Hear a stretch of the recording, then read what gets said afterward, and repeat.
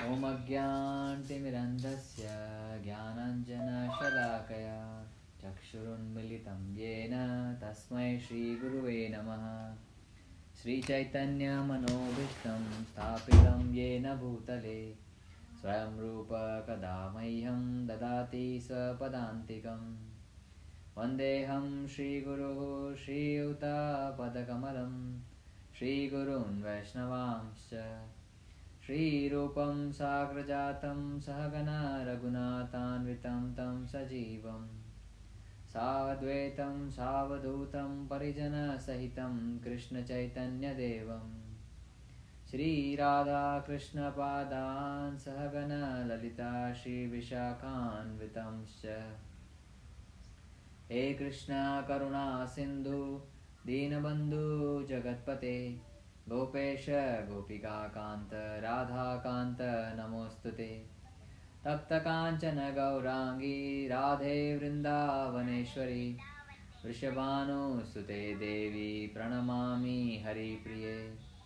वाञ्छाकल्पतरुभ्यश्च कृपासिन्धुभ्यैव च पतितानां पावनेभ्यो वैष्णवेभ्यो नमो नमः। जय श्री कृष्ण चैतन्य प्रभु नित्यानंद श्री अद्वैत गदाधर शिवासादि गौरभक्तवृंद। हरे Krishna Krishna Krishna Hare Hare Hare Ram Ram Ram Hare Hare.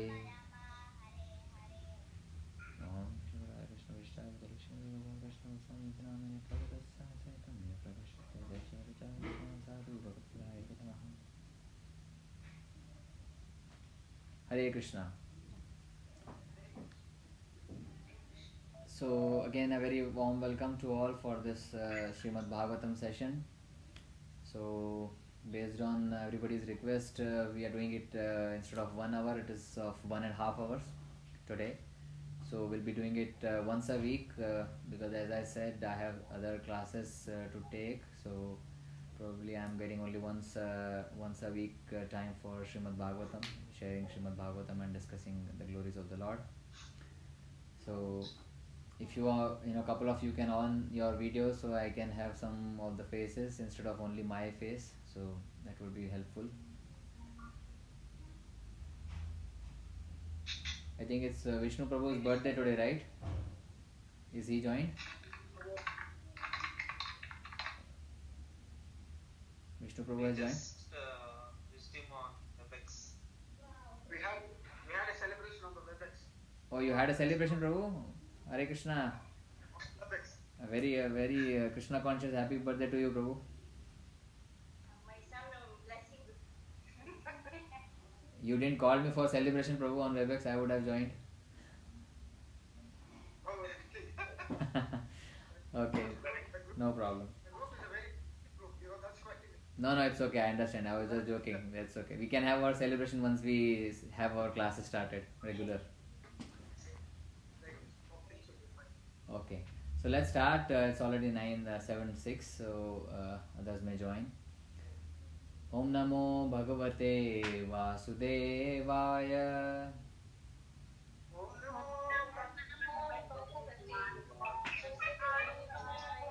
Om Namo Bhagavate Vasudevaya.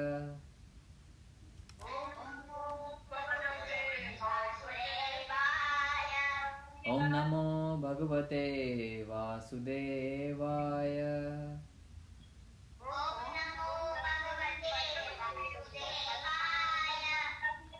Narayanam Namaskritya Naram Chaiva Narottamam Devim Saraswatim Vyasam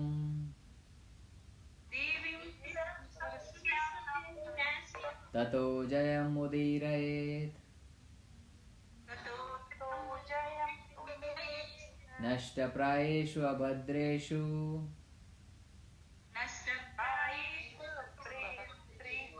Nityam Bhagavata Sevaya Bhagavate Uttama Shloke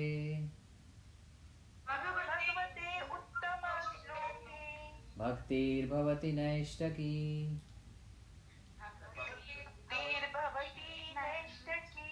कृष्णाय वासुदेवाय देवकी नंदनाय च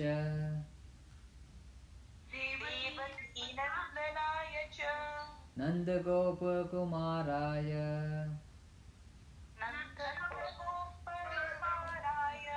गोविंदाय नमो नमः।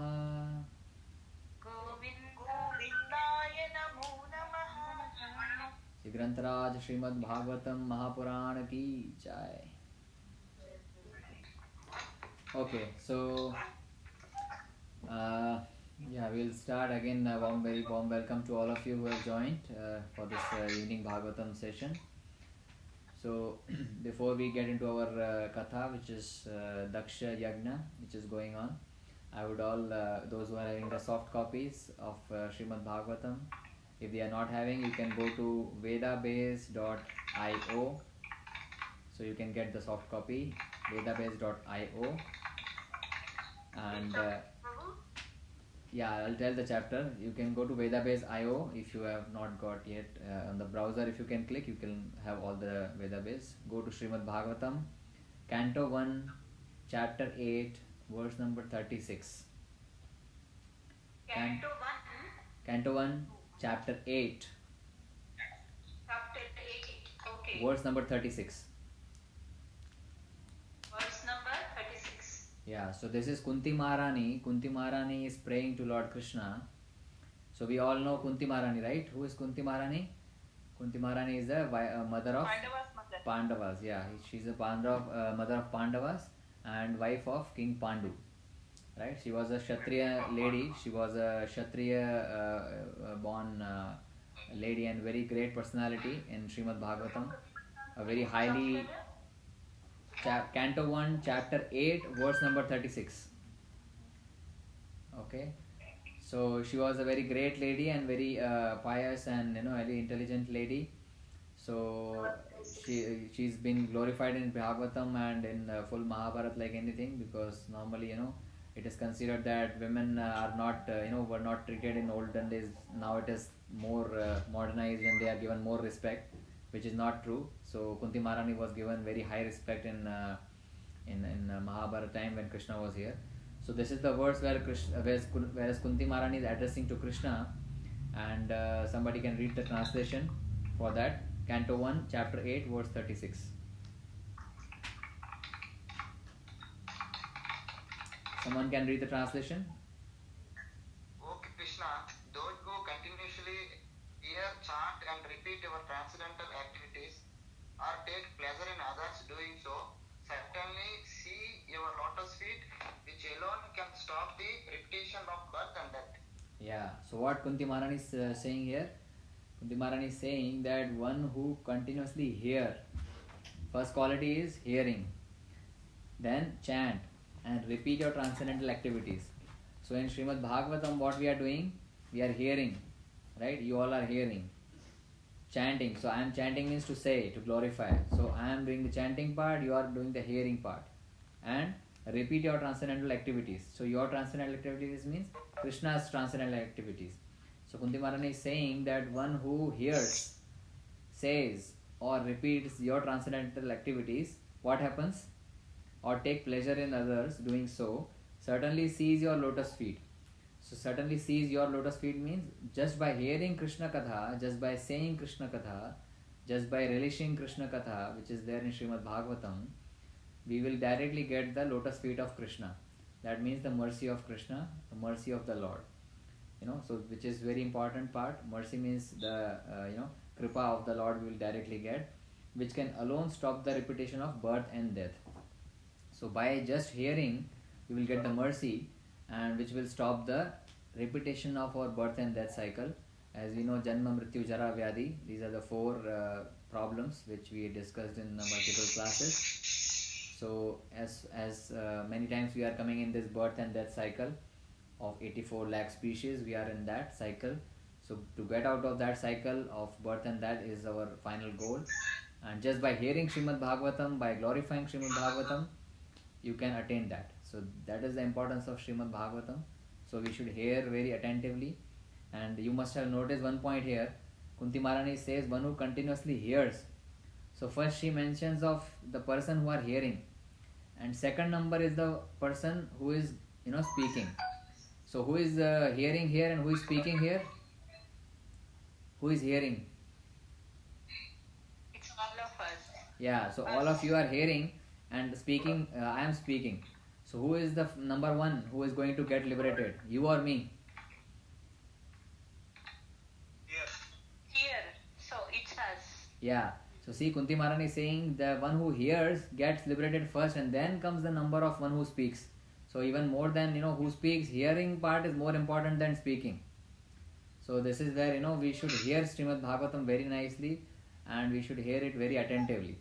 So hearing, one who does hearing properly, he gets liberated first, and then comes the number of the speaker. So I am coming in the second number, but you all are coming in the first number because you are hearing all, right? So that is why it is more important to hear from the devotees of Krishna about glorification of the Lord. It is more important to hear from the pure devotees. That is why we all try to keep on hearing. So whatever I am speaking, I have also heard, and then I am speaking. So this is how it goes. So all thanks to Kunti Maharani, all glories to her. With that statement, we can start our today's topic. So we are continuing our Daksha's Yagna topic, the sacrifice which Daksha is performing. So till now what we have done is, I would request, there are some new people also in the group today, so I would just request them to put their mics on mute. If you have any questions, you can ask later at the end of the class. I will have 5-10 minutes for questions, or else you can put on the chat window. My wife is also logged in, so she will take care of the chat window, and she will update me if any impromptu to be done. So yeah, so that there is no noise in the class. So we were discussing Daksha's Yagna, Daksha's sacrifice. So Daksha is one of the chief Prajapati. He is the son of Brahma, right? So we are discussing that pastime. And what happened is, just to summarize in quickly in 2 minutes, that Daksha, there was one sacrifice arranged by Brahmaji, wherein Daksha was coming and Lord Shiva was also there. So when Daksha came, Lord Shiva didn't pay respect to him. He didn't get up from his position. But Daksha and Shivji are related to each other. Daksha's daughter Sati is married to Shivji. So Shivji is a son-in-law of Daksha, and Daksha is father-in-law of Shivji. So relation-wise, Daksha is higher, but position-wise, Lord Shiva is much, much higher. We saw that Lord Shiva is an exalted personality. He's much, much higher position. He's equal to the Supreme Personality of Godhead. So, but Daksha could not realize this because of his envious nature against Lord Shiva. And then he started cursing Lord Shiva, and then Lord Shiva's followers. Lord Shiva was calm, and he was in equipoised state in the assembly. But Shiva's follower, Nandishwar and other whoever followers of Shiva were there in the assembly. They started cursing back to Bhrigu and Daksha and the other parties. So hearing those curses, again the Brahmanas also started cursing Shiva followers. So this cursing was going on. So Shiva left, and then Daksha also left the arena without doing anything. But Daksha we saw very harsh words he said to Lord Shiva. Then finally what happened? He again did one sacrifice, and he didn't invited Lord Shiva, and neither he invited Lord Brahma, Daksha. But then since everybody was going, Sati also thought that I should also go, because it's my father's, the great function is happening at my father's place. So let me also go. But then Shiva told her not to go, because there was some tension between them, and if she goes there, she will not be treated properly, and that might not be good for her, for Sati. So Shiva instructed her, his wife, but she didn't listen, because she was a kind of a materialistic desire, which Bhagavatam says that it was developed to wear nice ornaments and go to a party in father's house. So finally she went there with some of the followers of Shiva, and then she was also not obviously treated there well. She was not given a place to sit and not honored by her father. So she again chastised her. She again got angry there, Sati. It is said in Bhagavatam that Sati's anger is so much. Sati means very chaste lady. So her anger is so much that she can burn all the universes put together. What to speak of Daksha alone? He was just one Prajapati in one earth. So she can burn all universes together. So that powerful is Sati. But then what happened? She didn't kill her father because of bodily relationship. She was he was her father, so it was not good for her to kill the father. And also people will think that Lord Shiva has sent her to kill Daksha. So she didn't took revenge by killing her father. Rather, what she did is gave up her own body. Yeah. So Sati gave up her own body in the assembly where the sacrifice was happening. So just imagine there is a marriage function and death happens there in that same hall, in the same marriage hall. And death of who? The Sati, the daughter, the youngest daughter of Daksha, who was very dear to him. So finally Sati quit her body with the Agni, with the fire in her body itself. She meditated on that and quit her body. So it was very blaspheming event for Daksha. Everybody, the news spread across that she left her body in Daksha's arena. And Narad Muni, who is wandering in all the planetary systems and following planetary positions. So he happened to know this, that Sati has given her body. She has quit her body. She has decided to give up her body. So when Narad Muni met Shivji, he told to Shivji that this is what has happened, and the Sati has given up the body. So hearing this, that Sati was not honored properly, not treated properly well, and Sati has given up the body, now Shivji was in trance, completely. Shivji was in trance earlier. Now what happened to Shiva? He got angry. Now he got angry finally, and then when Shiva gets angry, what happens? He is in charge of the destruction. He is in charge of mode of ignorance.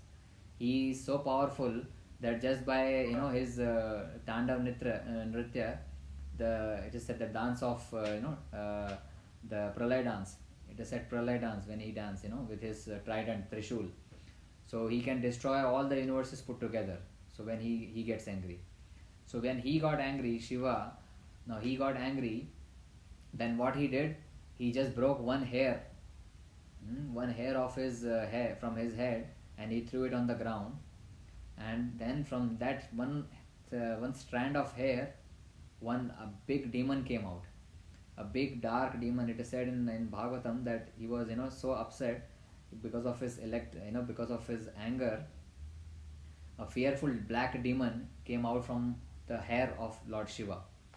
And what was the name of that demon? Veerbhadra. Okay, those who are writing the notes, I cannot see videos. It is all revolving now, I think, because of the network issue. But hope I am audible to all. Yes, Prabhu. Yes, Prabhuji. Okay. Yeah. So those who are writing notes, I highly appreciate who are writing notes. So you can write the demon's name is Veerabhadra.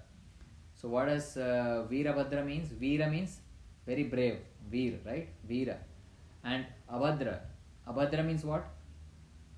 Abhadra means inauspicious. We read the shloka. Nashta prayeshu abhadreshu nityam bhagavata sevaya. We just spoke before we started Bhagavatam. So Nashta prayeshu abhadreshu. Abhadra means inauspicious. So Bhagavatam destroys all inauspiciousness. That is what the shloka says. So Veerabhadra means inauspicious and very powerful.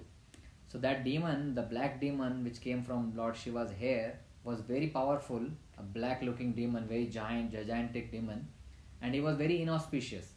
He was very inauspicious, and he was very black, and it is said in Bhagavatam that his teeth were fearful and hairs were like burning fire, and he had thousands of arms equipped with various weapons. So just imagine a black demon with thousands of arms and very ferocious looking with the very big teeth, and very inauspicious kind of demon came. Why it came? Because it was generated from the Shiva's anger. So Shiva says to that anger, then when the demon comes out, he says to Lord Shiva, my dear Lord Shiva, what can I do for you? Because you have generated me now, please give me the orders. What should I do? So Lord Shiva says that you are coming from my body, so you are not different from me. You go with all my followers, and what you do, you go to Daksha's place, and what you do, you kill Daksha. Yeah, you punish him and you kill Daksha and you go there. So what he did, that black demon started moving to Daksha's place with all the followers and the other ghosts and Bhutas and Nandishwar and all the Shiva followers, They started moving there. So when they were moving, it is said in Bhagavatam that everything was trembling. everything was trembling, and all inauspicious things started happening. It is like, a dust storm. It is mentioned in Bhagavatam also, a dust storm, and the black clouds came, and everything was inauspicious. So every and the person who were there in the arena at Daksha, they could also feel the trembling of the earth, and they could also feel all the inauspiciousness happening. Sometimes the atmosphere becomes very gloomy, and we feel very sad and very lethargic, like that. So in Bhagavatam it is said that all the persons who are there in the arena, they could feel that there is no there is something bad is going to happen. There's so much of noise, and some cracking is happening, but they all know that this place is very safe. So no thieves and no burglars or no cows are coming, then nothing is happening. Then what is this which is making this noise? They were not able to conceive that what is coming to them. They were not knowing that the demon named Veerabhadra was approaching them. So the wife of Daksha, now Daksha is in the arena, and the wife of Daksha was also, she started thinking that definitely it has something to do with the Sati's quitting the body. Because Sati has quit the body, now there's something inauspicious is going to happen with Daksha. So she was very worried. Yeah. So this is what happened. So now then what happened? At the parallel, the Shiva started doing pralaya dance at the same time. So it was something really nasty, and something was bad was going to happen.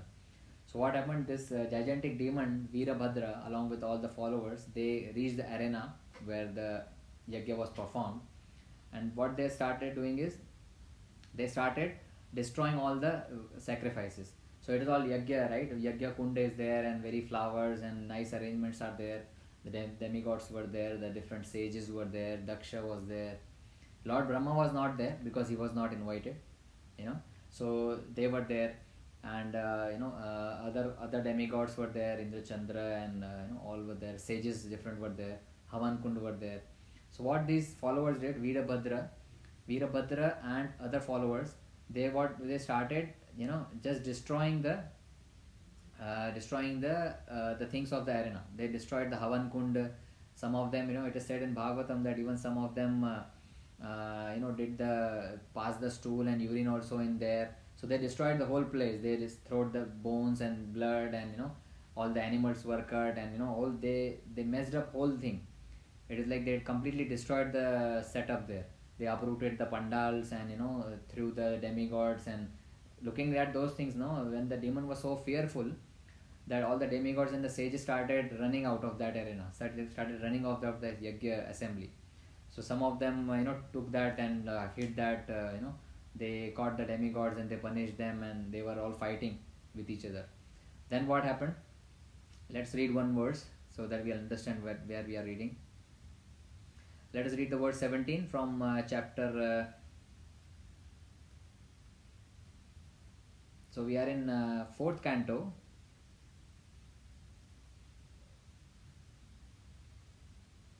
Maniman, one of the followers of Lord Shiva, Yeah. arrested Muni, and Veerabhadra, the black demon, arrested Prajapati Daksha. Another follower who was named Sandesa arrested Pusa, arrested the demigod Bhaga. Yeah. So these are the 4 critical, personalities which we need to remember, because there is some linkages in the coming chapters. So that's why we read this verse. So Maniman, one of the followers of Lord Shiva, he arrested Bhrigu Muni. You remember Bhrigu Muni was the person who cursed back the Nandishwar, and he was the important person who was cursing and was chanting Brahmanical mantras. So he captured Bhrigu Muni. Then what happened? Veerabhadra, the black demon, he arrested Prajapati Daksha, the main villain, the main personality who was creating problem. Then another follower named Chandesha arrested Pusa. So Pusa is also one of the demigod, and Nandishwar arrested another demigod called Bhaga. Okay, so which are the 4 personalities? Bhrigu, Daksha, Bhaga, and Pusa.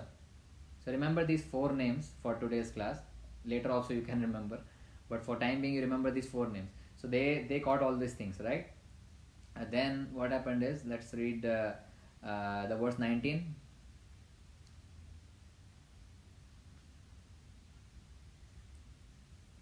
Veerabhadra told of the snatch of Bhrigu, who was offering the sacrificial oblations with his hands in the fire. Yeah, read the next one also. Veerabhadra immediately caught Bhaga, who had been moving his eyebrows during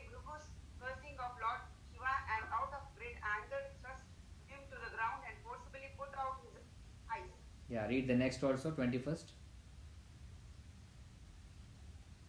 Just as Baladeva knocked out the teeth of Dantavakra, the king of Kalinga, during the gambling match at the marriage ceremony of Aniruddha, Veerabhadra knocked out the teeth of both Daksha, who had shown them while cursing Lord Shiva, and Kusa, who by smiling sympathetically had also shown his teeth. Yeah, so what happened is Veerbhadra, what he did, he broke the teeth of Pusa and Daksha. So they broke the teeth of Pusa and Daksha. And what happened to Brigu? He had a mustache, right? He was a sage, right? So he has a long beard and the mustache also. So they removed the mustache of Brigu Muni. So removing mustache, of a Brahmana is a very challenging thing for Brahmana. So this is what is kind of an insult. So that's what he did. And then what he did for Bhaga, he was raising his eyebrows. He was raising his eyebrows when Shiva was getting cursed. So he just put him on the ground and his eyes came out, with the fearfulness of Veerbhadra. Bhaga's eyes came out. So all these were punished appropriately. Daksha's teeth, Pusa's teeth, and Bhaga's eyes, and his, yeah. And who remains? Mustache, Bhrigu's mustache. Okay. Then what happened? Veerbhadra, then 22nd verse somebody can read, 22nd. Then Veerabhadra, the giant-like personality, sat on the chest of Daksha and tried to separate his head from his body, sharp weapons, but was unsuccessful. Yeah. Then Veerbhadra, because he was ordered by Lord Shiva to kill Daksha, he sat on his chest and he decided to cut his neck from his head, chop off his head. But he was not able to do it with the sharp weapons also.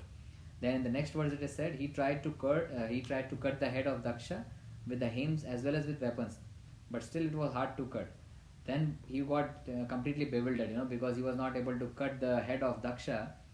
Veerbhadra got very bewildered, and finally, there was a yagya, so there was a sacrifices also to be given for animals. So there was an arrangement for cutting the animals. We have discussed this multiple times that it is in older times also it was customs to give sacrifice of animals, and it is clearly mentioned in Bhagavatam that the sacrifice was given for old animals in the interest that they will get a new body and they will get a human body because they are getting sacrificed in the proper way with all rituals and all. It is not recommended for this age of Kali Yuga to sacrifice the animals like this. So, but that was a sacrificial arena. So those equipments were there, and then Veerbhadra used those equipments. And then what he did, he put the Daksha's head there and he chopped off Daksha's head there and there itself. So in that way, when he did, upon seeing this all, ghastly act of Veerbhadra, all the Shiva followers were very happy and they were just, shouting hooray, and he has done the job and the job is finished. So Daksha's head was cut and his body was lying in one place and his head was lying in another place. So this is what Veerbhadra did. And what happened? All the Brahmanas and all the sages, they were all stunned in the arena. So that what happened. And then finally Veerbhadra, he took his head. Whose head? Daksha's, yeah.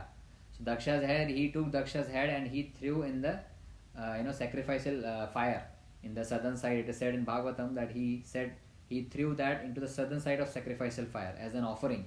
In Yajna, in Havan, you put that tal and all those items, right? So he put the Daksha's head in the sacrificial fire, so that his head got completely burned out in that fire. And then, with happily, because the task was achieved, they flew. Everybody, they threw all the Yajna ceremony items and everything. And then Veerbhadra and all the Shiva followers went back to Kailasha, completing the task. So that happened. Now, what happened next is, the assembly was completely destroyed. Daksha was killed. He was dead. His head was chopped off. Now, thinking all these things, what happened to all the priests and all the demigods who were there in the assembly? They were all frightened. They were all, shaking, and they were all thinking now what to do. So what they did is they approached Lord Brahma, because Lord Brahma is their chief, you can say secondary creator. So all the demigods, all the Indra, Chandra, all the sages, because they are all coming from Brahmaji, all the sages and the demigods and everybody. So they all approached their Lord Brahma, that please do something. So they all narrated, because Brahma was also not invited. Daksha didn't invited Lord Brahma also, because he was thinking, I'm puffed up, I will do the sacrifice by my own. So they all approached Lord Brahma, and they narrated to Brahmaji that this all has happened. Now Daksha is killed and the whole sacrifice is spoiled. So as we know, we have discussed this, that why they are doing this sacrifice. The Bhagavatam itself started with a sacrifice. Sacrifice means yagya sacrifice. So in Naimisharanya also, this Shaunak rishis and other rishis are doing the yagya sacrifice. So why this yagya sacrifice is done? For betterment of humanity, for betterment of mankind. This is done. So once it is spoiled, the mankind will not get the results, and the person who are in the yagya, they will not get the offering, they will not get the oblations of the yagya. So it was not a very auspicious thing to do. So they all approached Brahmaji that please help us now. What should we do? Lord Shiva is very much angry, and you didn't came to the assembly because you were not invited. So what Brahma tells to all the demigods, read text 4. Somebody can read the next chapter, text 4. Chapter where Brahma satisfied Lord Shiva. When Lord Brahma heard everything from the demigods and the members who had attended the sacrifice, he replied, "You cannot be happy in executing a sacrifice if you blaspheme a great personality and thereby offend his lotus feet. You cannot have happiness in that way." Yeah, so what Brahmaji is saying clearly, that you cannot be happy in executing a sacrifice if you blaspheme a great personality like Lord Shiva and thereby offend his lotus feet. You cannot be happiness in that way. So whatever you do, if you are doing yagya and doing good things, at the same time you are blaspheming some devotees of the Lord or the Lord himself, Lord Shiva, all the great personalities, so then you cannot be happy. This is the statement from Lord Brahma.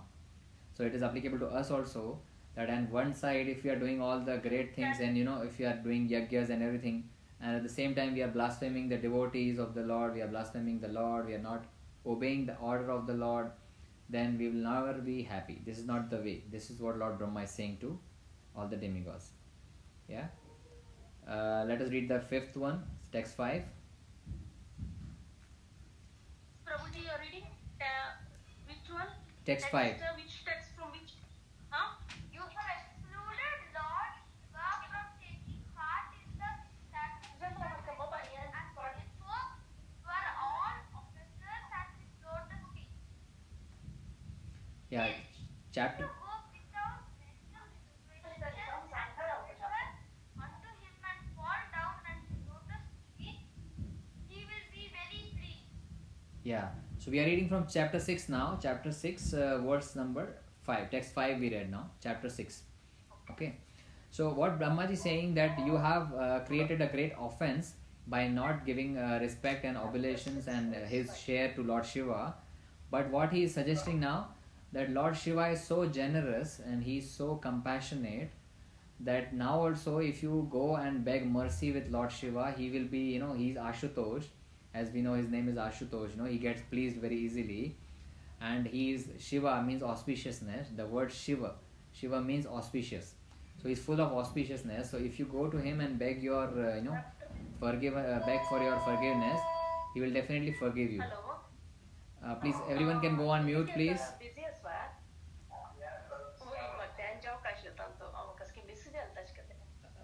I would request all to be Prabhu, we mute. can't hear Prabhu.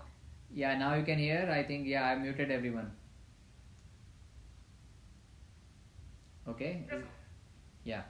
So Lord Shiva told that, you go and beg the mercy of, Lord Brahma told that you go to Lord Shiva and beg the mercy, all the demigods and all the sages, and then he will, definitely forgive you. Right? Because he has lost his wife and the Daksha's unkind words are there. So, please go and beg for mercy. And let's ask for mercy. So let us read the text 7. Somebody can read text 7. Lord Brahma said that no one, not even himself, Indra, all the members assembled in the sacrificial arena, or all the sages could know how powerful Lord Shiva is. Yeah. under the circumstances, who would dare to commit an offense at his lotus feet? Yeah, so see, this is Lord Brahma saying that, even I don't know, even Indra don't know that how much powerful Lord Shiva is, and you have committed the offense against Lord Shiva, so you have bear all the results now. So let us go and pardon, ask for forgiveness from his lotus feet. So what happened is all the demigods, all the sages, all the rishis who were there in the sacrifice, who were there and collected in the yajna sacrifice, headed by Brahmaji, they all went to Shivji. Now where does Shivji lives? Anybody knows? Kailash. Yeah, Kailasa. Kailash. So Kailasha hill is the place where Shivji lives. It is not in this planet, but it is a Kailash Dham. It's a separate Dham where Shivji lives. It is not in our Himalayas. Himalayas is a representation of Kailash. Somebody say that. So Kailash Dham is a separate altogether Dham of Lord Shiva. So they all went with Brahmaji to all the, along with all the sages and all. So it's a very beautiful description of Kailash is given in Srimad Bhagavatam. And it's around like 23 to 25 shlokas are there. And they are just describing how Kailash looks like. It is like when we are researching some resort to go in, some Switzerland or some Europe or something. We see all the places, right? Then we see all the amenities. We all see how the places are there, surroundings and this and that. So in Bhagavatam also, it is very beautifully described how Kailash is. When I was reading through all this, Kailash description, I felt like going there and actually seeing that, if possible, if Lord's mercy, maybe we'll see someday. So just I would request all to go from verse 9 to verse 25. You can go at your time. We will just read couple of verses so that we know what we are talking here. So how it is, Kailash Dham is there. So the full description of their Dham is given here. Kailash Dham. Let us read some of the verses. Let us read verse 9. The abode known as Kailasha is full of different herbs and vegetables, and it is sanctified by Vedic hymns and mystic yoga practice. Thus, the residents of that abode are demigods by birth and have all mystic powers. Besides them, there are other human beings who are known as Kinnaras and Gandharvas, and are accompanied by their beautiful wives, who are known as Apsaras or angels. Yeah, so right. So read next, Prabhu. Kailasha is full of mountains filled with all kinds of valuable jewels and minerals, and surrounded by all varieties of valuable trees and plants. The top of the hill is nicely decorated by various types of deer. So you see, there are mountains filled with all kinds of valuable jewels. So just imagine the place where like we have mountains of iron ore and all those things. There, the mountains of valuable jewels and minerals and valuable trees and plants. That is why when Hanumanji went, when Lakshman was hit by a Shakti and he went for Sanjeevani Booty, so Sanjeevani is one kind of a herb, and he went to Himalayas to bring that herb, right? And he brought all the mountain. So in olden days, here also it was present. So just think of Himalayas, Kailash, there was the mountains full of herbs and plants and all the jewels and everything, and what to speak. So I'll just read. Let us read the verse 13. There are tall trees with straight branches and that appear to all the street birds, and when herds of elephants pass through the hills, it appears that Kailasha hill moves with them. When the waterfalls resound, it appears that Kailasha hill does also. Yeah, so there are nice waterfalls, nice hills, very scenic kind of atmosphere is there, very soothing atmosphere in Kailash. And there are, several trees, there are several different types of trees mentioned. Parijat and Sarala, Tamala tree and all those, different trees are mentioned which are found in Kailash. These are all, very rare trees with all very rare fruits and herbs and all those things. Ashoka, all those trees are also mentioned here. We'll not go into those details. Then jackfruit tree, banyan tree, all those trees are also mentioned. Mango trees, bamboo trees. There are a lot of animals in that Kailasha hill, along with all the beautiful lakes. Yeah, so there is if you read the verse 22nd. Yeah, somebody can read verse 22nd. There is a small lake named Alakananda in which Sati used to take her bath, and that lake is especially auspicious. all the demigods, after seeing the specific beauty of Kailasha hill, were struck with wonder at the great opulence to be found there. Yeah, so see, the Kailasha place, all the demigods were there and they were all seeing the beauty. There was a very specific lake called Alakananda, and then there was a beautiful lake. We see all the, in which, we go to Switzerland, we see different lakes. In Material Lake also we find, how nicely it is there, very fresh water lake is there, and we feel so soothing to the eyes. We go to all tourist places and see the lakes, and we enjoy that. So the demigods were enjoying this lake Alakananda, and where the Sati used to come and she used to bathe there. So this is what is written here, and the different demigods come to that lake to do their water sports activity and all those things. It is said that even other from other planets also they used to visit Kailasha to just have the enjoy of this beautiful lakes and gardens and all those things. There's also one particular forest in 23rd verse. Read 23rd verse. Thus the demigods saw the wonderfully beautiful region known as Alaka, in the forest known as Saugandhika, which means full of fragrance. The forest is known as Saugandhika because of its abundance of lotus flowers. Yeah, so the forest itself name was Saugandhika, the full fragrance flower. So it is no need of any separate therapy. The full aroma was there completely. So no need to go to Thailand for aromatic therapy. You can go to Kailash also, right? So everything is available there. So yeah, let us read the verse 27th.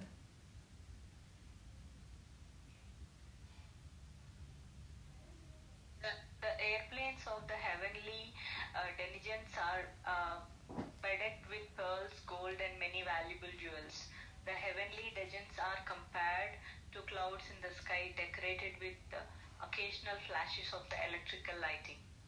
Yeah, so see, there is again mentions of airplane. Why we read this verse is because the airplanes, it is not like metallic airplanes of this modern world what we are seeing.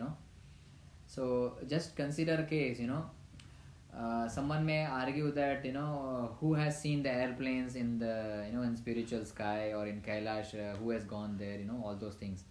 But just one thought. There are many arguments we can discuss on that, but this is not a Bhagavad Gita or philosophical class. But I'll give you just pointers. If a man with too much small intelligence can make a plane which can fly in the sky, don't you think the demigods and the Indra, Chandra and Shiva and all are great personalities who can just the airplanes are very minimum thing for them to make, and which is Bhagavatam clearly says that in those days, this is a story of this is a spiritual planets we are talking. So the airplanes are not like metallic; they are of bedecked with pearls, gold, and many valuable jewels. It's not metallic airplanes; they are the planes were with all jewels and all those things were flying across. So this is the like Kailash description. Further, it says that in that verse 29. Somebody can read verse 29.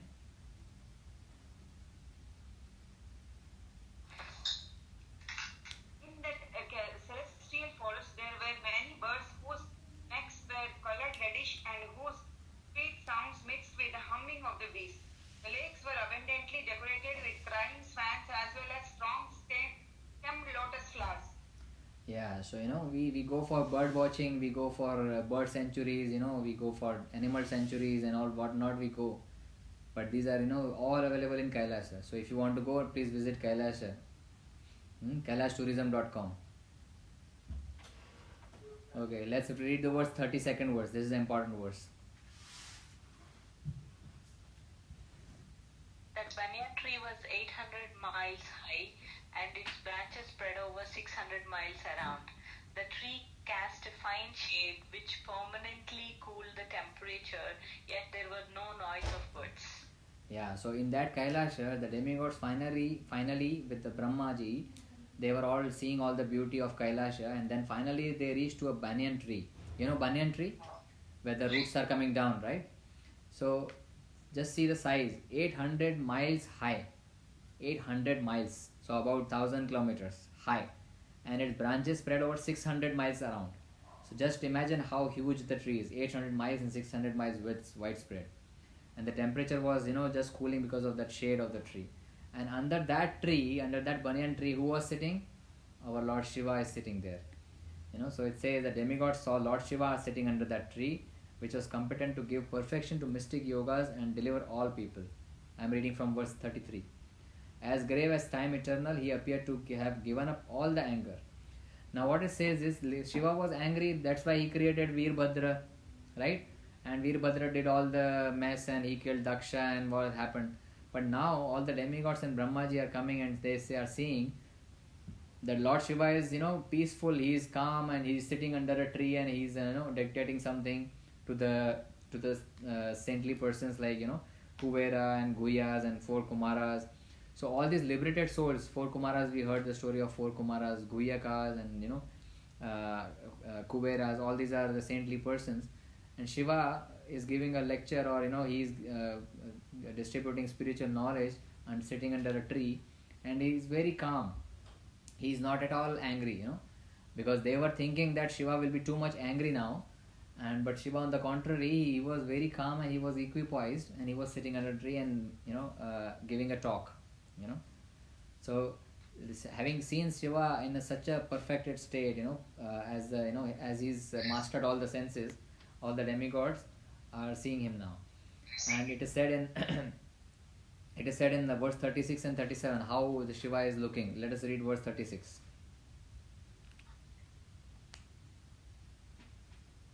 He was seated on a deer skin and was practicing all forms of austerity.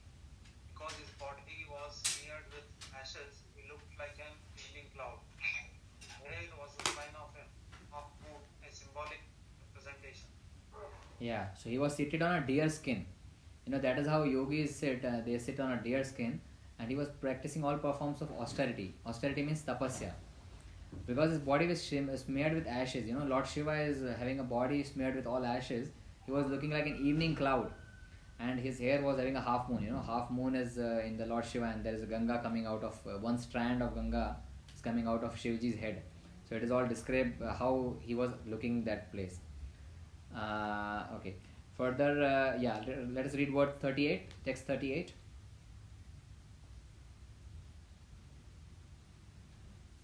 His left leg was placed on his right thigh, and his left hand was placed on his left thigh. This sitting posture is called Virasana.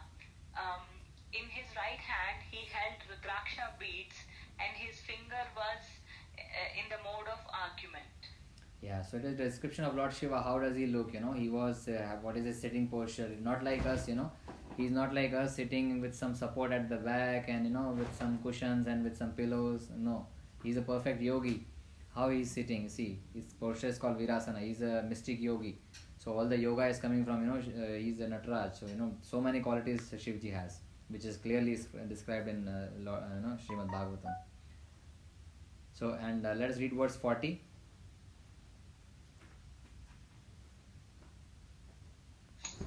Lord Shiva's lotus feet were worshipped by both the demigods and demons. But still, in spite of his exalted position, as soon as he saw that Lord Brahma was there among all the other demigods, he immediately stood up and offered him respect by bowing down and touching his lotus feet, just as Vanadeva offered his respectful obeisances to Kashyapa Muni. Yeah, so what he did now, he was sitting in exalted position and he was giving a talk to Narad Muni, Kubera and other things. But as soon as he saw Lord Brahma and other sages coming, he stood up and he gave respect to Lord Brahma, right? Though his position is more higher than Lord Brahma, it is very clear. We have seen that.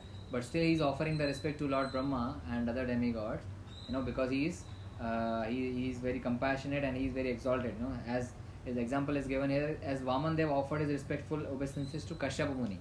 Now Vamandev is the Supreme Personality of Godhead himself, right? We know that he came as a Vamandev, but he offered in Vaman, we will see that pastime later on, but he also offered the respectful obeisances to Kashyapa Muni, who was in position, he was very low than Vamandev itself. He is the Supreme Personality of Godhead.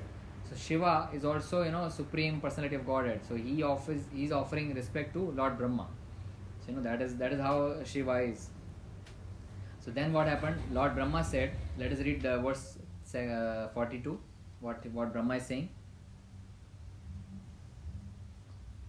Lord Brahma said, "My dear Lord Shiva, I know that you are the controller of the entire material manifestation, the combination father and mother of the cosmic manifestation, and the supreme Brahman beyond the cosmic manifestation as well. I know you in that way. Yeah, read 44 also. My dear Lord, your Lordship has introduced the system of sacrifices through the agency of Daksha, and thus one may derive the benefits of religious activities and economic development. Under your regulative principles, the institution of the four varnas and ashramas is respected. The Brahmanas therefore ought to follow this system strictly." Yeah, so now what Brahma is doing is he is trying to pacify Lord Shiva by glorifying him. So when you see Supreme Personality of Godhead, be it Lord Shiva or be it Lord Vishnu, be it Lord Krishna, first what you have to do, this is what we have to understand from why we are reading this Srimad Bhagavatam, that when we see the Lord, when we take darshan of the Lord, be it in a photograph form or when we are going to temple or when we are doing any sort of worship to the Lord, first of all you have to glorify the qualities of the Lord. So for glorifying the qualities of the Lord, you should know what are the qualities of the Lord, right? So if you don't know the qualities, how you'll glorify? You'll just go and pray and close your eyes and come back. So this is not the way. When you are taking darshan after reading all the shastras, you should glorify the Lord with some small prayers. It is okay if we don't compose our own prayers, but we can copy some other prayers of great personalities like Prahlad Maharaj and Kunti Maharani and all others to glorify Supreme Personality of Godhead, Lord Krishna. So here Brahmaji is glorifying Lord Shiva with these beautiful words that you are the Supreme Lord. Then let's read the verse 47 in the same chapter. Who observe differentiation? Partial Yeah, anyone can read. Who are simply attached to fruitive activities, minded, who are always pained to see the flourishing condition of others, and who thus give distress to them by uttering harsh and piercing words, have already been killed by providence. But there is no for them to be killed again by an Yeah. exalted personality like you. So what he is saying, Lord Brahma is saying to Lord Shiva that the materialistic person, he is talking of Daksha now, that who is envious, who is materialistic, and who are simply attached to the fruitive results, are killed by their own activities. The great personality like you should not kill that person. It is not required. So it is a very important shloka, this one, for us to understand that there is a law of nature, there is a law of karma which acts. So if you are doing good in the society, in the world, if you are doing good activities, good will come to you. If you are doing bad, bad will come to you directly, without any interference of Lord Krishna, Lord Shiva or Lord Brahma. It will directly come. This is the law of nature, this is the law of karma. So it is very much obvious now, which we are in all pandemic situation, we are all locked down. So you all know that it is we are reaping these results because we as a mankind has done too much of harm to the nature, which nature is giving us back. So it is very easy to understand that this is the very nature of the law of karma, that it acts on us. We don't need any supreme lord to give us the problem, because we are own this law of karma works like this. So this is what Lord Brahma is saying to Lord Shivji, that the great personality like you should not punish such person. They are already punished by themselves because of their activities. So we should be very careful by reading this shloka, that whatever we reap, so that we will get, right? So this is what Lord Brahma is saying. So kindly forgive that personality. Further what is saying, let us read verse 49. Somebody can read quick. My dear Lord, you are never bewildered by by the formidable influence of the illusory energy of the Supreme Personality of Godhead. Therefore, you are omniscient and you should be merciful and compassionate towards those who are bewildered by same illusory energy and are very much attached to fruitive activities. Yeah, read the next one also. My dear Lord Shiva, you are a shareholder of a portion of the sacrifice and you are the giver of the result. The bad priest did not deliver your share and therefore you destroyed everything and the sacrifice remains unfinished. Now you can do the needful and take your rightful share. Yeah, read the next one also. My dear Lord, by your mercy, the performer of the sacrifice, King Daksha, may get back his life. Bhaga may get back his eyes. Bhrigu his mustache. And Pusa his teeth. Yeah. So now Lord Brahma is pacifying Lord Shivji and he's saying that, please be merciful and please, forgive these personalities that, who have done offense against your Lordship. And you are so compassionate, please give them back, Daksha, who is killed by your Veerbhadra, and that sacrifice which could not complete because of your anger, that has to be completed because it's a betterment for the mankind. So please take your share because Daksha was not giving to you your share. So please take your share and be merciful and give the Daksha's life back also, because Daksha was killed. So Brahmaji is asking his life back and he's also asking the other things. You remember the four personalities? So Bhaga gave his back his eyes, which has Veerbhadra has taken out. Bhrigu his mustache and Pusha his teeth, and Daksha back his life because Daksha is only the person who is killed, right? By cutting his head. So this is what Lord Brahma is asking on the part of all the demigods, that please be merciful and grace your mercy on these demigods. Now these are all demigods who have been done problem by Veerbhadra. So this is what Lord Brahmaji is asking. So now we will go to the next chapter, that what Shivji did and what happened next. So the Maitreya Muni continues that Lord Shiva, when he heard all the pacifying words of Lord Brahma, he was pacified, he was satisfied, and then he started speaking to Brahmaji. So Lord Shiva said, you can read text 2 from the next chapter, 7th My chapter. dear Father Brahma, I do not mind the offenses created by the demigods because these demigods are childish and less intelligent. I do not take a serious view of their offenses and I have punished them only in order to right them. Yeah, so now what Lord Shiva is saying to Brahmaji, that these demigods are all in childish nature, because Lord Shiva he's the chief of demigods, he is Devadidev, he is Mahadev. So he is the chief of demigod. He is saying that these demigods are childish and I will forgive their offense, no problem. And I have just given them punishment like just to make them right. So what it means, there are two types of punishments. One is given to take revenge, and the one is given to correct the person. Like the father, father is giving a punishment to the child. That means the father is not envious of child or he wants anything bad of the child. He just wants to correct the child so that the child doesn't do the mistakes any further. So he's chastising the child, he's giving punishment also. Sometimes we also give punishment to our kids. So this is the Lord Shiva's here explanation Prabhupada gives, that he's saying that they are like childish, the demigods are like childish, and I have punished them just to correct them, that they should not support which is wrong activity, and they should not be puffed up also. So this is what Lord Shiva's compassionate nature is.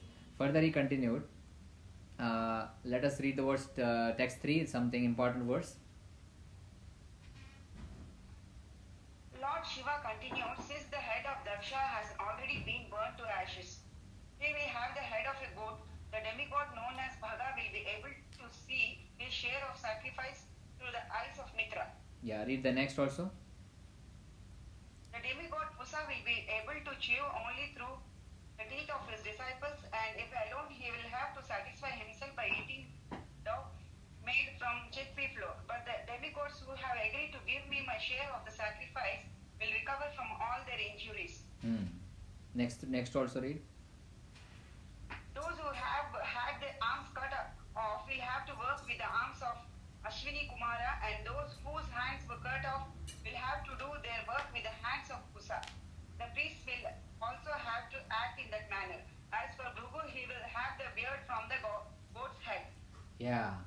So this is something interesting, how Shiva is, giving them the things back. You see, we are discussing of the four personalities. Now see how Lord Shiva is returning them back. So first what he said, Daksha's head was cut, right, by Veerbhadra. So now Shiva is saying that Daksha will be back to life, but he will have a head of a goat. Okay, goat means what? Bakri. Okay, I don't know the South Indian name for goat. Vishnu Prabhu, you can help me. Okay, yeah. So just imagine that Daksha personality, chief of head of Prajapati, he is having a head of a goat. Just imagine. So that is what Shiva is telling now. A very, a peculiar kind of arrangement. We will see why. So Daksha will get a head of goat. Then what? Bhaga, whose eyes has gone out, right? So he says that he will have eyes. He will use the eyes of Mitra. He will see the share through Mitra's eyes, not his own eyes. But he can see through Mitra's eyes. Then Pusa, what happened to Pusa? His teeth were gone by Veerbhadra. So what Shiva is saying, he will be able to chew, but with the teeth of his own disciple, but not his own teeth. Without his teeth, he can just have a dough which is made of chickpeas flour. And if he wants to chew anything, he will have to use the teeth of the disciples, not his own teeth. And then the last one is, those who have arms have been cut, they will use the arms of Ashwini Kumaras, the other demigods. So their arms will not come back, but they will be able to do the activity with the help of Ashwini Kumaras. And the last is Bhrigu, whose mustache was, removed. So that Bhrigu will have a mustache, but that will be coming from goat's beard.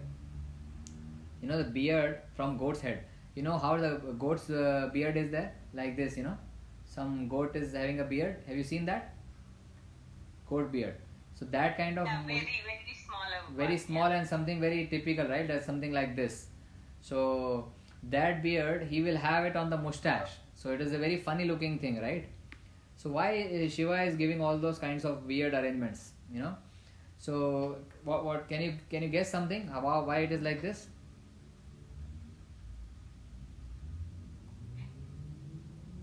Anyone can guess why Shiva is giving some such kind of he's giving relaxation also? Representing some Shanta Swabhav. Sorry? It is a fun. No, he punished them only to correct them, so that's the reason. Yeah. He's doing the punishment, but at the same time he's giving mercy. And they need to understand a complete life. What to live. And it's an example to others also.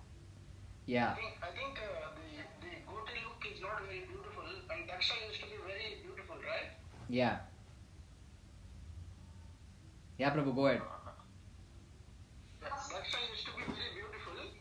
Goats are used for sacrificing for the yagnas. Okay. So why Lord Shiva is giving such kind of, some of you are very, close to that. So, if you are giving the punishment, that the other person, the person who is receiving punishment, should remember his mistake before committing the same the next time.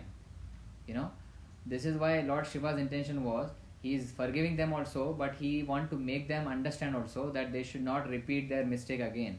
So whenever they are seeing their goat's head and they are chewing from others' teeth and they are using the arms of somebody else and all those things, so they are relieved also of their punishment, but at the same time they are having a conscious bite. If you are hurt, if you are having a big mark, cut on the face, for example, and you are having a surgery, then what is remaining after the surgery? Scars. Yeah. So scars are remaining, right? So scars are remaining so that you can see that what mistake you did, and next time if you do, you will be conscious of your mistakes. So that is what Shiva's way of punishment is, that you are he's forgiving also, but at the same time he is giving he's correcting the person also. So it's something interesting punishment which Lord Shiva decided for them. Then what happened? Text number 8. After everything was executed exactly as directed by Lord Shiva, we missed something. Yeah. So what happened after this? When Lord Shiva was pacified, all of them including Lord Brahma, including Lord Shiva, including all the sages, all were present. They all went back to the Daksha's place where the yajna was getting performed. So Lord Shiva was also invited. Now Lord Brahma also went. Still Daksha is not alive, still he is dead. So we'll see. So when they reached there, Lord Shiva directed everyone that how now you have to perform all the the sacrifice and all. So what they did when Daksha was there lying dead, so they did what? They placed the goat's head on Daksha's body, and as soon as the Daksha's body was given the goat's head, Daksha came alive. Daksha became alive as if he was just waking up from the sleep. He woke up from the sleep with the same consciousness, and he saw Lord Shiva in front of him, and he was remembering everything. He came back to life. He was remembering everything, that what has happened, and I was dead, and now Lord Shiva is in front of me. So this is a very important point here, that the head was gone, right? So the brain was gone, correct? Yes or no? Yeah, so the brain was gone, and then goat's head was put. So the brain also for goat has come, correct? Yeah. But the main point to see here is the same consciousness is back in Daksha. He was remembering everything. He was having all the intelligence. He was having all the consciousness, and he thought that my Sati, my daughter, has left her body here, and he realized all his mistakes as he saw the Lord Shiva. So it gives us an example. It gives us an explanation, understanding. In Prabhupada writes that intelligence has nothing to do with the brain. Intelligence has nothing to do with the brain. This was the first head transplant in the history of mankind. Human head gone and goat's head put in the body. So intelligence has nothing to do with brain. It has everything to do with the consciousness. It has everything to do with the soul. So when the soul leaves the body, what goes along is Man, Buddhi and Ahankar. Man is mind, Buddhi is intelligence, and false ego. These three things goes along with the soul. So this makes us clear that if we are entering into another body, we are having the same intelligence, we are carrying the same desires, we are carrying the same false ego with us. It has nothing to relate it with the head. So even if we do any Krishna consciousness activities, it will go with us in the next body also, whatever body we take. Suppose we are in the male body now, if we are taking the female body, or if we are taking a demigod body, or even an animal body, the same Krishna conscious activities, the same chanting, the same japa, the same bhakti what we did will go along with us, and we will have the same consciousness in the next body also, just as Daksha. This is a very beautiful example to understand. Even Bhagavad Gita, Krishna says, chapter 2 verse 40, Neha brikarma nasho asti pratyavayano vidyate sualpam apiyasya dharmasya trayate mahato bhayat. So whatever activity is done in this life in bhakti will never be lost. It will carry forward in the next life, irrespective of whatever body we take. This is proved here in Bhagavatam with Daksha's example. He has taken a goat's body, goat's head, but he is having all the consciousness. He sees Lord Shiva, he prays Lord Shiva, and he asks for forgiveness, and he at once realizes that what he has committed a great mistake, and then he says to Lord Shiva, text number 13, he says, my dear Lord Shiva, I committed a great offense against you, but you are so kind, and that instead of withdrawing your mercy, you have done me a great favor by punishing me. You and Lord Vishnu never neglects any useless, unqualified Brahmana. Why then you should neglect me who am engaged in the performing all sacrifices? So Daksha is saying to Lord Shiva that you and Lord Vishnu do not leave any Brahmana, any activity you don't forget. And how you can forget me, you thanks for your mercy that you could have gone, you could have thrown me in hell. I would have suffered in hell, but you have given me this life back, and you have shown the mercy. He is saying to Lord Shiva, and he is praying to that. So this is what the mood of Daksha now.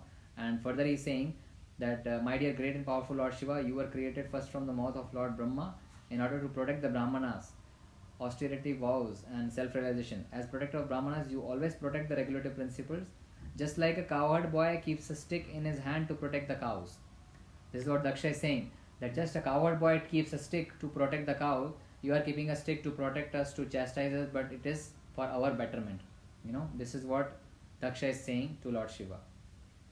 And he further says that I do not know your glories. I was not knowing your glories because of ignorance, and I have chastised, I have committed sins against you. So please forgive me. So in this way, Lord Shiva forgives Daksha, but with the goat's head. Then what happened? Then all started performing they they all they all cleared the places, which was destroyed. They cleared the urine, the stool, which was done all by ghosts and Veerbhadra. So they made all the arrangements again for the yajna, and they again started chanting the yajnas in the direction of Lord Shiva, because Lord Shiva was the chief now there. So Lord Shiva was directing, and then they started the yajna again. They performed the sacrifice again. Now, as they performed yajna, what happened? Something beautiful happening now. As soon as they started performing yajna, Vishnu was performed, because yajna is done for satisfaction of Vishnu. Bhoktaram yajna tapasam sarvaloka maheshwaram surdam sarva bhutanam yatma mam shantim rachati. Bhagavad Gita chapter 5 verse 29. So all the yajnas are performed for the satisfaction of Vishnu. So as the yajna was rightly performed with Lord Shiva and Brahma and present, Lord Vishnu became happy and he appeared in the form of Narayan in that very assembly. So let us read the verse 19, where Lord Vishnu appearing as Narayan. Let's read the verse 19. Quickly, somebody has to read. We have less time now. Lord Narayana was the Uttara or Judah, who had big wings. As soon as the Lord appeared, all directions were illuminated, diminishing the luster of Brahma and the others present. Yeah, so Lord Narayan appeared on Garuda, his Garuda with big wings. As the Lord appeared, his luster was so much glowing, he was so much effulgent that all others were fading out, in the presence of the Lord. Let us read the verse 20. Yeah, his complexion was blackish, his garment yellow like coal, and his helmet as dazzling as the sun. His hair was bluish, the color of black bees, and his face was decorated with earrings. His 8 hands held a conch shell, wheel, club, lotus flower, arrow, bow, shield, and sword, and they were decorated with golden ornaments such as bangles and bracelets. His holy body resembled as blossoming tree, beautifully decorated with various kinds of flowers. Yeah, so this is now complexion of, description of Lord Vishnu is given. His complexion was blackish, and his garments were gold. So as we had the Shiva complexion, this is now Narayan's complexion is given. He appeared with the 8 hands. We know the Vishnu form with the 4 hands. Now, but in this arena, he appeared with the 8 hands with all the paraphernalia, bow, flower, arrow, Shankha, Chakra, Gada, Padma, and all other things. He had golden ornaments and very beautifully decorated flowers. Let us read the verse 21. Somebody else can read. Divya Mataji, can you read?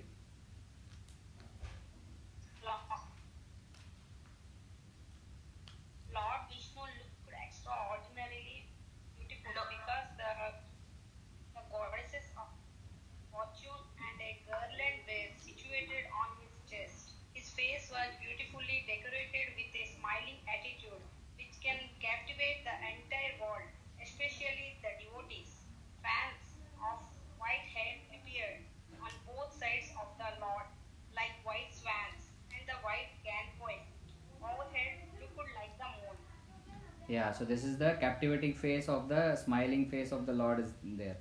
In 22nd verse it is said, as soon as the Lord Vishnu was visible to all, Brahma, Lord Shiva, everybody, what happened? All the demigods, including Lord Brahma, Lord Shiva, Gandharvas and all present there, immediately they offered their respective obeisances by falling down straight before him.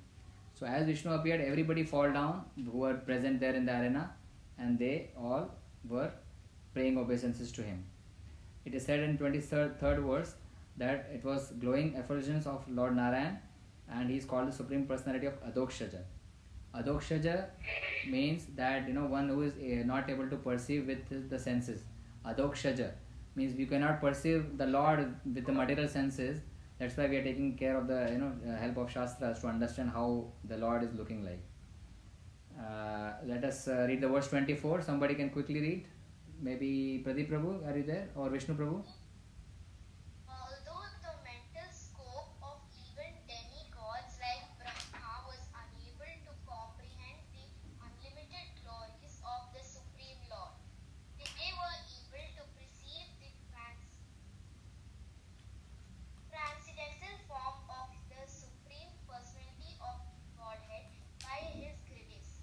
Only by such grace could they offer their respectful prayers according to their different Yeah, so it is said that the Lord is Advaita, Advaitam Achyutam Anadi Ananta Rupam.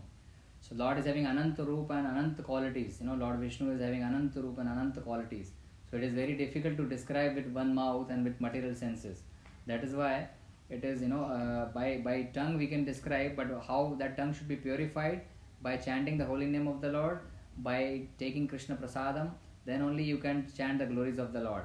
Otherwise, the tongue is not able to chant the glories of the Lord. This is what this shloka's explanation is saying. So then, having seen the Lord, when the Lord appears, all started addressing the Lord with their respective prayers. So they are very important prayers. We will read all the prayers. Let's see how much we can read. But I need somebody who can read it quickly. Maybe two persons we will identify. Maybe Samira Mataji, you are there?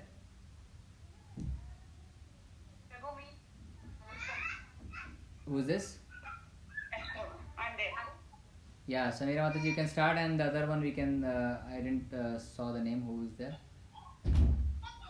Yeah, Samira Mataji, 25, Prabhu. read 26.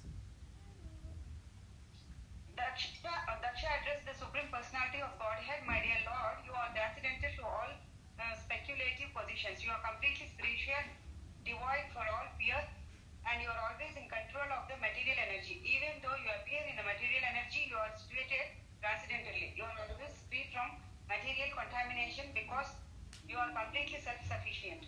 Yeah, so who is saying this prayer? Daksha. Now Daksha is saying to Lord Vishnu, who appeared there. He's saying that you are completely free from all material things, and you are completely spiritual, devoid of all fear. You are control of the material energy. So this material energy is in Lord's control. This is why he is saying. So as we said, when you see Lord Vishnu or Lord Shiva, you have to start with the prayers. So these are the different prayers. We'll just see how beautifully they have placed their words, and then we'll read the prayers. Then you can see, then we can read the verse 28. The members of the assembly addressed the Lord, O exclusive shelter for all who are situated in troubled life.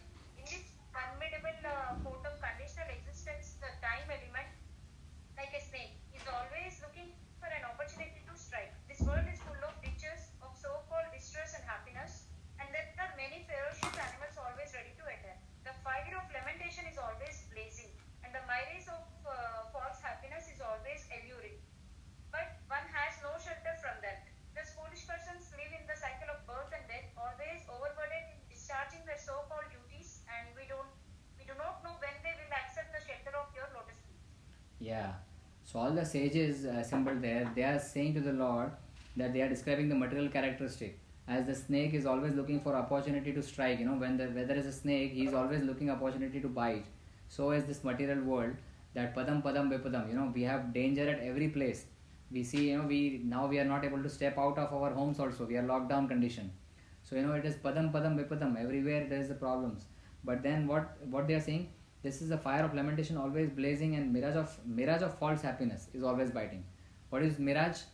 We are in this country, so we can see what is mirage. Mirage is the reflection where the sun is direct heat and you see the water, but there is no water. So there is a false impression of water. That is called mirage. So in happiness, they are saying in this material world there is a false happiness which we think it is true, and we are in the cycle of birth and death and in pain. But we do not surrender to the lotus feet of the Lord. This is what the sages are saying to the Lord. Right? Then let us read the word 29. Samira Mataji. Lord Shiva said, my dear Lord, my mind and consciousness are always fixed on your lotus feet, which as the source of all benediction and the fulfillment of all desires, are worshipped by all liberated great sages, because your lotus feet are worthy of worship. With my mind fixed on your lotus feet, I am no longer disturbed by persons who blaspheme me, claiming that my activities are not purified. I do not mind their accusations, and I excuse them out of compassion, just as you exhibit compassion towards all living entities. Yeah, so now Daksha said, all the sages said, now Lord Shiva is addressing to the Lord Vishnu. He is saying that my mind and consciousness are always fixed on your lotus feet, which are as the source of all benediction and fulfillment of all desires. This is Lord Shiva. Lord Shiva is always in meditation and in trance. So he's saying my mind is always, my consciousness is always fixed on your lotus feet, With my mind fixed on you, I am no longer disturbed by the person. If Lord Shiva is being scolded, we saw that Daksha and everybody was, cursing Lord Shiva, but he was equipoised, he was completely calm. This is the reason he is saying this, that my mind is always fixed on you. That is why I do not take any offense on my side. Whenever they are cursing or whenever they are saying the bad words, I am being compassionate because of your mercy, just as you exhibit your compassionate towards all living entities. So Lord Shiva is addressing like this to Lord Vishnu. Then let us read further. Let us read the verse 30. Sri Bhrigu said, My dear Lord, all living entities beginning from the highest, namely Lord Brahma, down to ordinary ant, are under the influence of insurmountable spell of illusionary energy. And thus they are ignorant of their constitutional position. Everyone believes in the concept of body and all are thus submerged in the darkness of illusion. They are actually unable to understand how you live in every living entity as the super soul. Nor can they understand your absolute position. But you are the eternal friend and protector of all surrendered souls. Therefore, please be kind toward us and forgive all our offenses.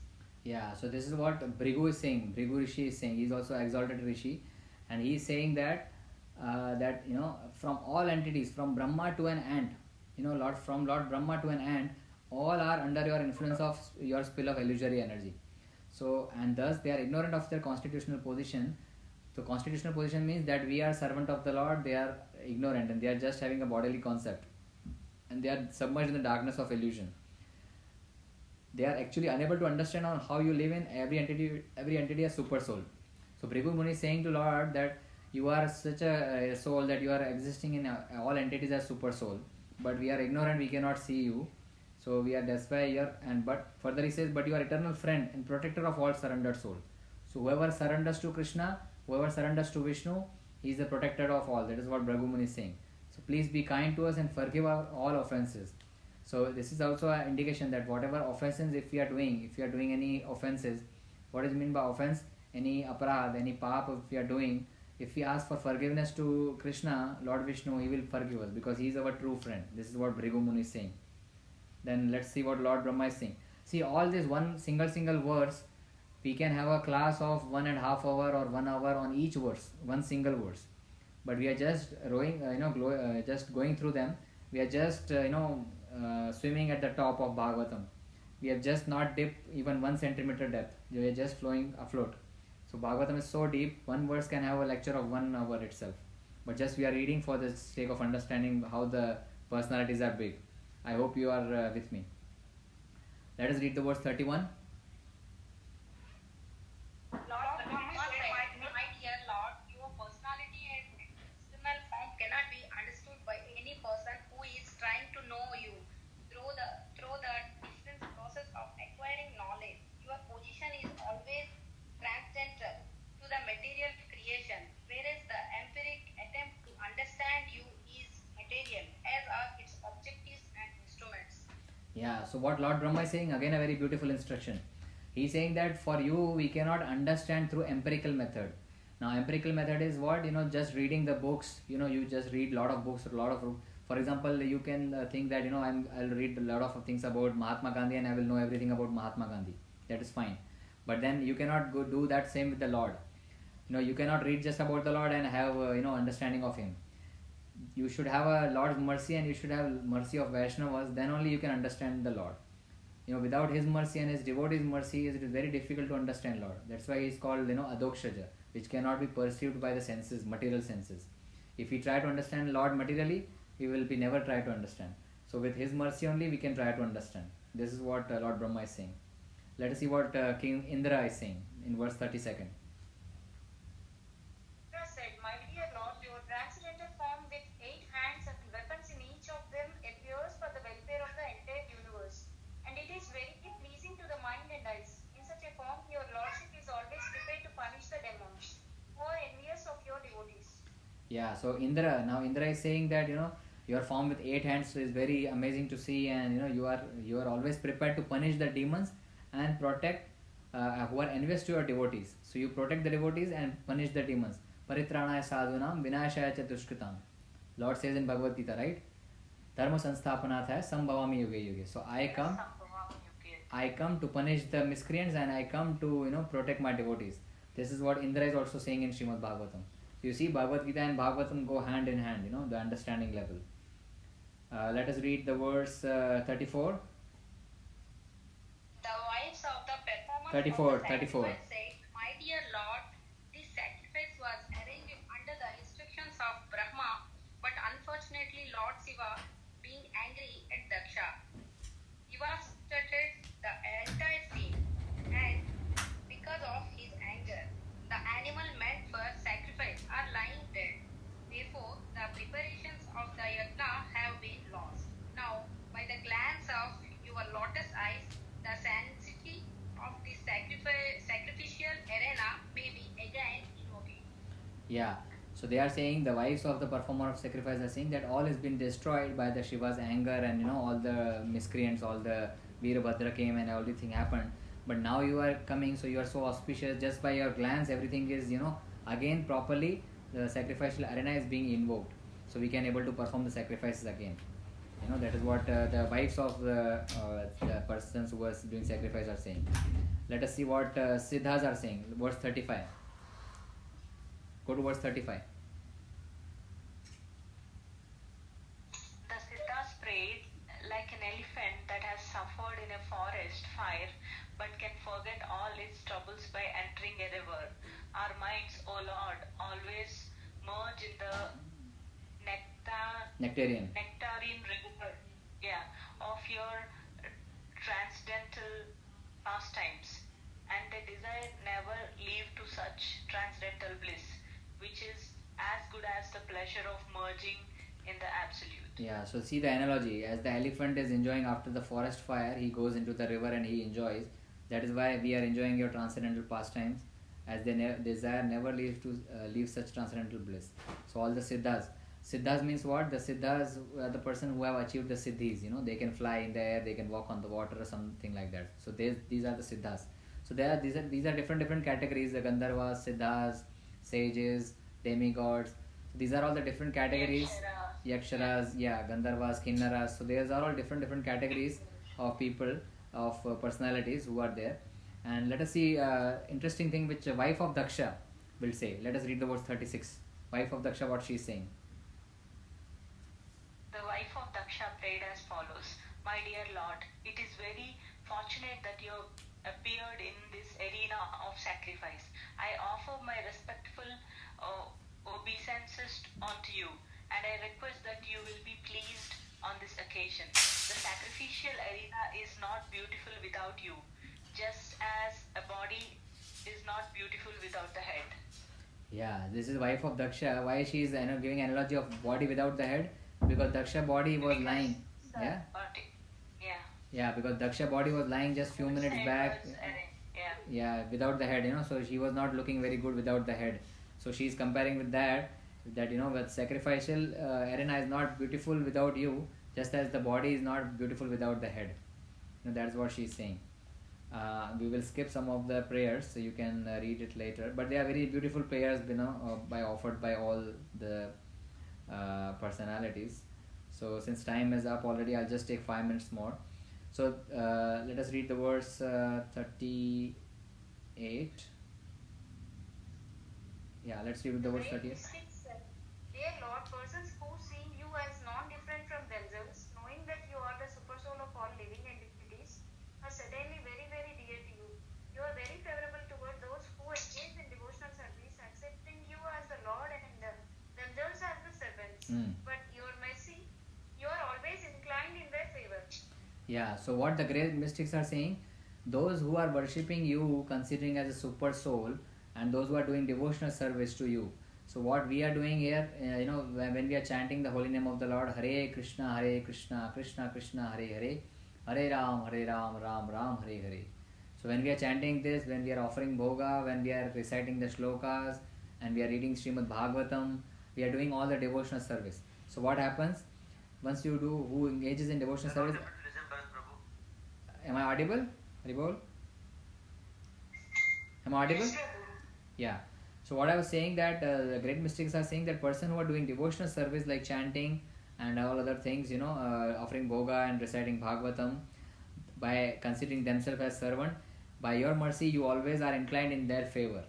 So if you are devotional attitude towards Lord, if you are doing devotional service to the Lord, Lord will be definitely inclined to you in your favor. This is what the Shastras are saying. So that is why we are urging you to just chant holy name of the Lord and read Srimad Bhagavatam, read Srimad Bhagavad Gita. Let us read the verse number 42. Let's read the verse 42. Right, dear Lord, formerly when there was a devastation, you conserved all the different energies of material manifestation. At that time, all the inhabitants of the higher planets, represented by such liberated souls as Sanaka, were meditating on you by philosophical speculation. You are therefore the original person, and you rest in the water of devastation on the bed of the Caesar snake. Now, today you are Shesha. visible to us. You are all your servants. Who are all your servants? Please give us protection. Yeah, so all the demigods, Indra, Chandra, Surya, all whoever present, they are saying that when everything is submerged in water, everything is devastated, there is only you who are remaining. Whereas everything, we saw the 14 planetary positions, right? So when everything is submerged in water, everything is dissolved, only you remain. So you are the original person. You rest in the water of devastation on the bed of Shesha snake, Ananta Shesha. That is what the Garbhodakashayi Vishnu. Garbha means navel, Udaka means water. So person who is sleeping on the water with the navel coming out, and on top of the lotus there is a Brahmaji. So that is Garbhodakashayi Vishnu. So they are saying you are the original person, so please give us protection. Yeah. Then Gandharvas are also doing their prayers. We'll just skip that. I'll just read one prayer important. Okay, yeah, let us read verse 46. Dear Lord, I personified Vedic knowledge in the past millennium, long, long ago, when you appeared as the great boar incarnation. You picked up the world from the water as an elephant picks up a lotus flower from a lake.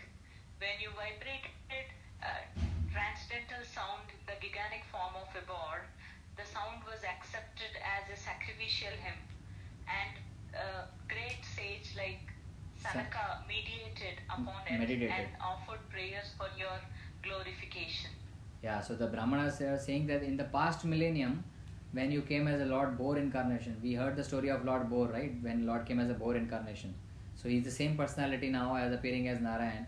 So they are saying that you appeared as boar incarnation, and when you lifted the earth, so please give us your protection. And as the Sanaka Rishi was offered you the prayers also when you came as a boar incarnation and lifted the mother earth from the water. So this is the pastime what we saw already, right? We heard in the last class. So these are all different Meaning Kurma Avatar, right? Sorry, again?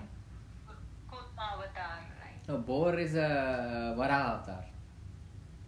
Varaha Avatar. Yeah, Okay. boar is a Varaha avatar. So he came as a boar and lifted the mother earth with a tusk and placed it as position.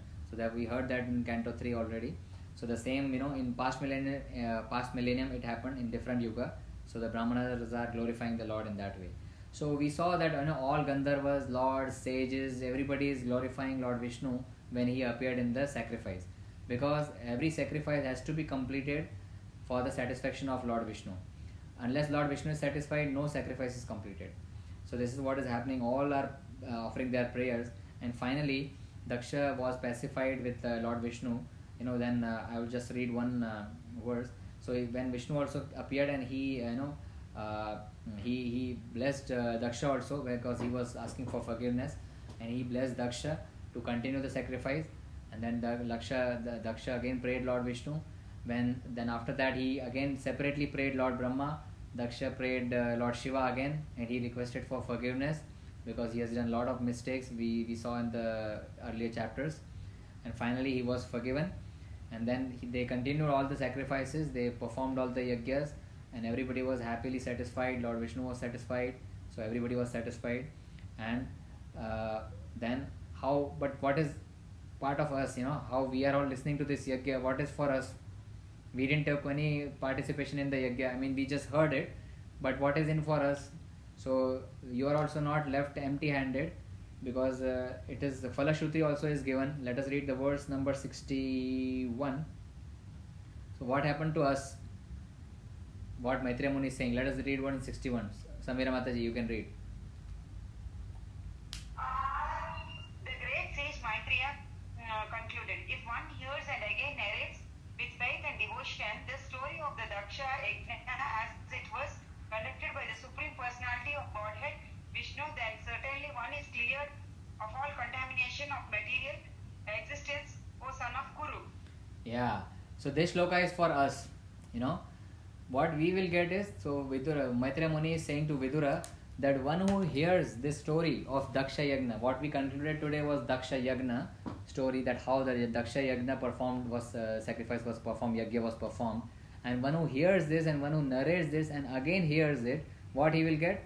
With the Supreme Personality of Godhead for satisfaction of Vishnu, one is cleared out of all contamination of material existence. So this is our, what we are getting it. You know, the famous question in corporate world, what is in it for me?